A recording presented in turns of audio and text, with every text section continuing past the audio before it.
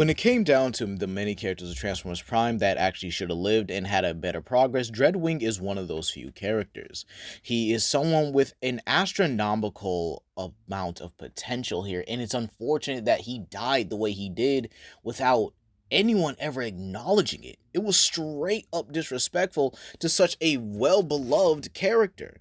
Everyone loved his character. I don't think I've ever heard or even seen one person say they hated Dreadwing. But today we're going to change that, and this has to take place in the episode of Patch, or, excuse me, Regeneration. So, during the episodes here, Dreadwing actually goes to take the Forge of Solus Prime and goes to give it to the Autobots. However, we're going to have something different change here. Dreadwing gets caught by Soundwave. He doesn't know it, but Dreadwing does leave to go and get the Forge. However, when he does, Soundwave just simply catches him in the act. He leaves and goes to, well, deliver the Forge somewhere else to the Autobots. And this gets reported back to Megatron. Megatron is furious, but not, overly dramatic about it. He knew Dreadwing would eventually fold or eventually succumb to his rage, but never thought he would betray him. Unfortunately, this is the consequences here. Dreadwing goes to deliver the Force to the Autobots and contacts him like the original. However, when he delivers it, this is where a different interaction occurs here.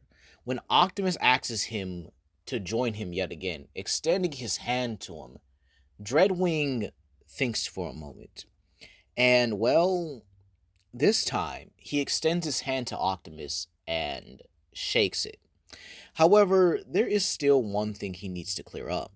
Sea Spray's death.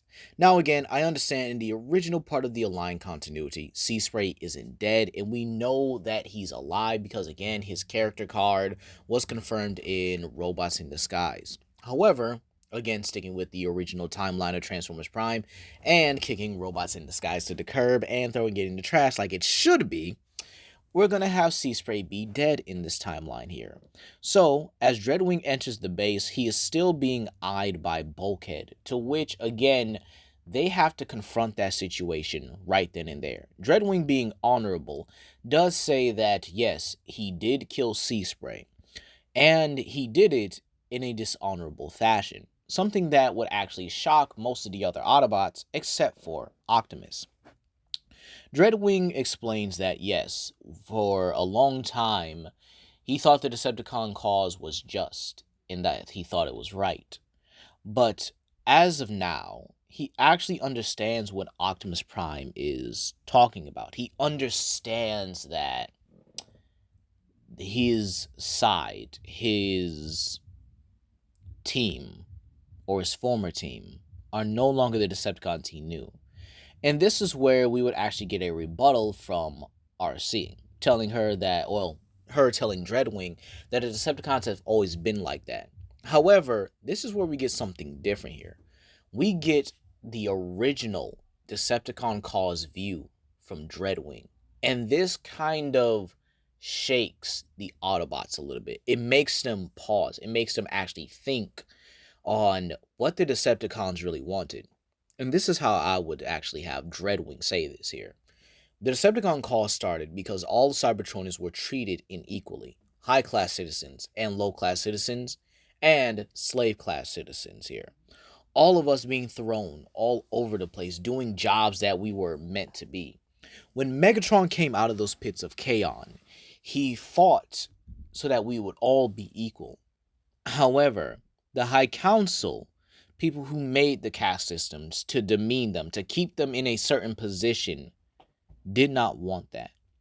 And he says when the Autobots took up the side of the High Council, it made them an enemy of true unity, of true choice. And Optimus thinks to himself a little bit here. Is this really true? And he thinks to himself here. And I think one of the few people that can actually vouch for this here is Ratchet.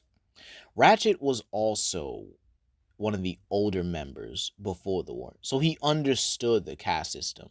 And keep in mind, we know in the Align continuity, or in the Transformers Prime continuity, and, well, obviously Fall and War for Cybertron. So, yeah. We know that Ratchet and Orion, along with Megatron and Soundwave, were all a part of this era, trying to change Cybertron for the better and understand it. This is important because with Ratchet conveying this message that he actually is right, that Dreadwing is right here, this then gives the Autobots a different view. That in some ways, yeah, they eventually became the good guys. But what they started out as, they were the bad guys here. So Dreadwing is welcomed here with a probably a much better view on his character and a much better view on how he embodies the original Decepticon cause.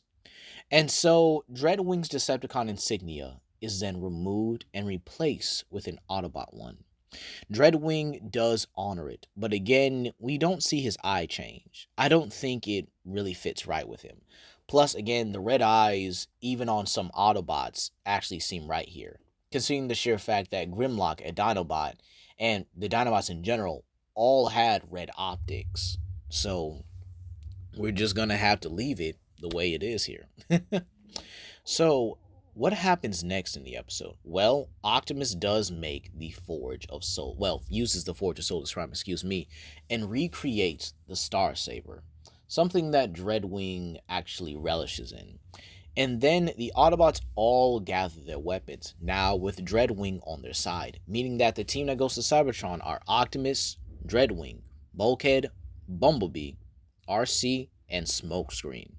All of these Autobots together here. Meanwhile, Megatron is preparing himself here. He's got the Dark Star Saber. He's got the Hand of Liege Maximo. Soundwave has the Renaissance Blaster, if that's still around. Is that still around? Was that around by that time? I don't think they actually got rid of it, but yeah, it is what it is here. We'll say that he still has the Renaissance Blaster here.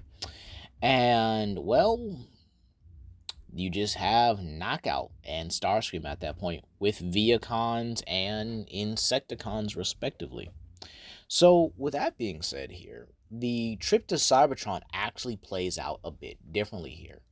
I would actually say with Dreadwing by the Autobot side here, the attacks and, well, power of the Autobots here are actually much higher here. Bulkhead himself can actually take out a decent amount of Decepticons, plus RC having the Apex or the Apex armor definitely adds a bit more muscle. However, having Dreadwing as an air commander, or a bird's eye view if you will, actually means that they can coordinate and strategize way better than what they did in the original. However, one thing does change. Megatron takes to the skies to confront Dreadwing, ramming him, belittling and even pretty much persecuting Dreadwing, calling him a traitor. However, Dreadwing fires back with a line that might cut Megatron deep.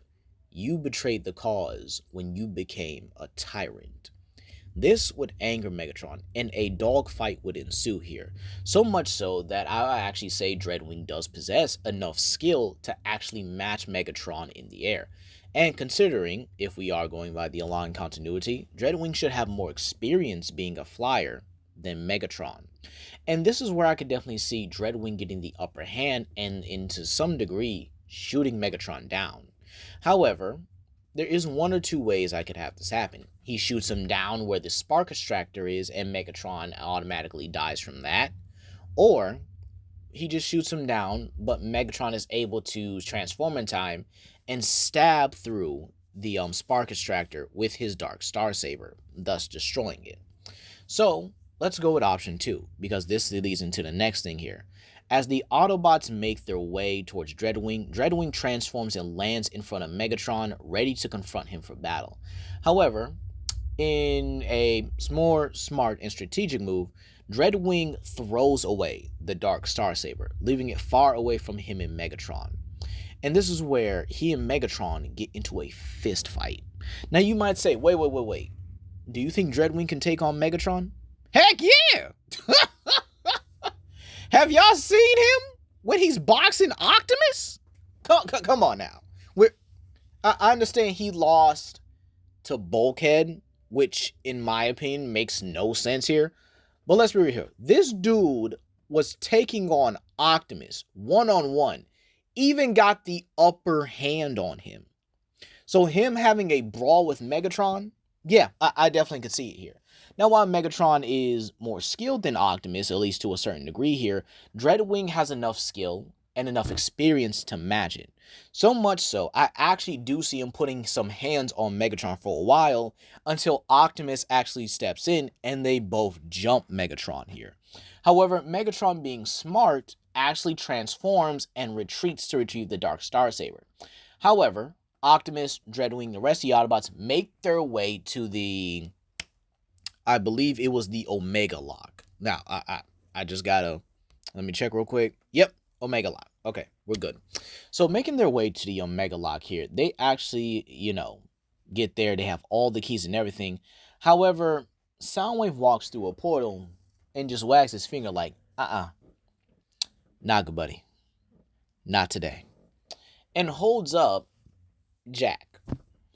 Yeah, they still captured a human somehow. Like, how the heck did they even get captured in the first place? Like, what the And then we see Knockout bring out Miko and Starscream bring out Rav. Kind of a mix-up in the timeline, but again, let's just say that it just happens the way it happens. So, with that being said here, the Autobots have no choice but to stand down. And as that happens, well, everything kind of goes the same a little bit here. Except, instead of Optimus destroying it, Dreadwing throws a bomb at the Omega Lock, blowing it to smithereens. And this is where the Autobots do make their getaway. They make their retreat here. And, well, everyone's mad at Dreadwing. And he feels guilty about it. Yes, he does. He even states that he does here. He feels bad that he had to destroy what could have brought their home back. And this is where Optimus actually defends him here, saying that it was the only choice that they could have made. And Optimus even conveys that he would have done it as well. And while Ratchet and the others are mad and stuff here, they really don't have time for this here. The Decepticons have found their base, and they have Darkmount here. And, well, everything kind of happens a little bit of the same here, except Dreadwing takes off to the skies and actually fights alongside Wheeljack for a bit here. And believe it or not, this actually is a bit more interesting here. Wheeljack would probably think about firing on him, but if Dreadwing, let's say that he sees the Autobot symbol on Dreadwing, and he kind of lets it go for now, not targeting him at the moment here. Now, I could have Dreadwing kill Starscream, but I kind of want to save that for my own interpretations of Season 3. So, with that being said here, we're going to keep everything the same here. And, well, they all have to regroup back at base here, with Wheeljack holding them off and Dreadwing going back to follow Optimus Prime's orders. And as everyone makes to the ground bridge, we'll say that because of Dreadwing's interference, a lot of the Seekers are pretty much withdrawn at that point or destroyed here, meaning Wheeljack can hold off the main Decepticon ship a lot longer. This leaves enough time for Optimus and Dreadwing. Let's say Dreadwing is right before Ratchet. And Optimus then entrusts Dreadwing with keeping the Autobots together. Something that does shock Dreadwing, but he does it. He promises Optimus, and he gives him his word, as now a fellow Autobot, to keep the Autobots together. And he does thank Optimus Prime for showing him that there was a better path than what the Decepticons initially had.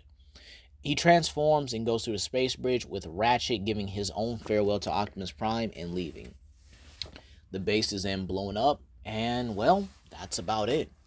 Optimus is critically injured. And can we talk about how Optimus actually did, survive that? I mean, Jesus Christ. Dude's got some durability. But back to the story. Dreadwing here is now in his own area. I would actually say he's probably close to RC. And believe it or not, using some of his tracking capabilities, he manages to find RC and kills any Decepticon seekers in the area. He then pulls the rest of the Autobots together. He finds Bumblebee. He finds Ratchet. However, he can't seem to find Bulkhead for some reason. However, there's one thing he has to do, and that's rescue Wheeljack.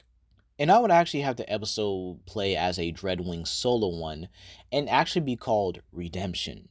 Dreadwing transforms and flies to the Decepticon base of Darkmount under the cover of night. He manages to sneak in, maybe causing a distraction on the way out here.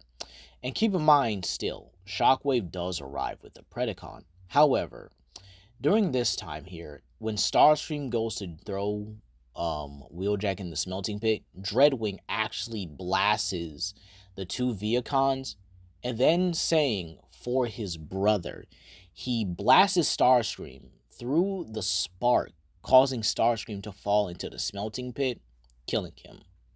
This then allows him and Wheeljack to fully escape. Considering he is a much stronger jet, he's able to escape much faster. However, with the death of Starscream, this does kind of leave that void. Megatron does not have anyone as a reliable second in command. Or so he would think here. This is where Megatron actually promotes, believe it or not, Soundwave to that position. To which Soundwave agrees. And again, now they have to talk about something. How do they proceed forward now? With the Autobots regrouping here we fast forward to the Autobots regrouping with Dreadwing and Wheeljack.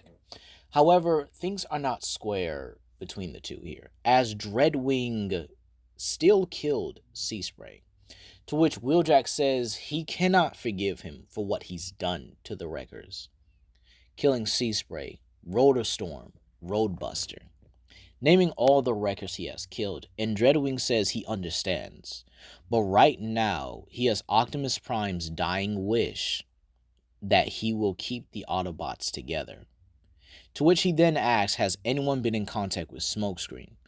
To which they all say no. Now, this does change things a little bit here, because now they have something else to worry about. Predaking. Still like in the original timeline, he finds them, except, well, they're at the Autobot base, or at least in a area, or that deactivated Decepticon ship. That's what I'm trying to say here.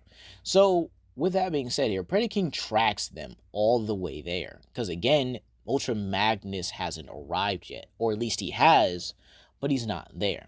So Dreadwing, having no choice, has to confront Predaking one-on-one. It's a masterful aerial fight here, where Dreadwing actually is able to bombard Predaking with his firepower, and, well, this is what I would actually have happen. Predaking follows Dreadwing throughout the entirety of the area, where Dreadwing is able to lure him away completely.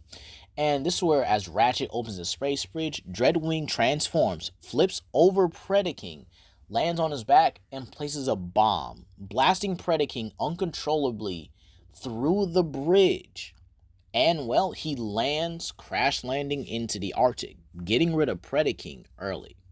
This is where Ultra Magnus' ship finally arrives here. And he's actually shocked himself to see that Dreadwing is one of the Autobots now, or one of them. Dreadwing does salute Ultra Magnus, as again, he is honorable and respectful. To which Ultra Magnus then says, since the Predacon's out of the way, this is now their chance to storm Megatron's base and fully take him out here. And that's where I'm going to leave it off here, you guys. So let me know what you guys think. Please comment down below, like, and subscribe, and share with your friends. This is Legendary Grimlock, and I hope you guys have a blessed day. And I'll see you guys for the next What If Grimlock listened to Optimus. Peace.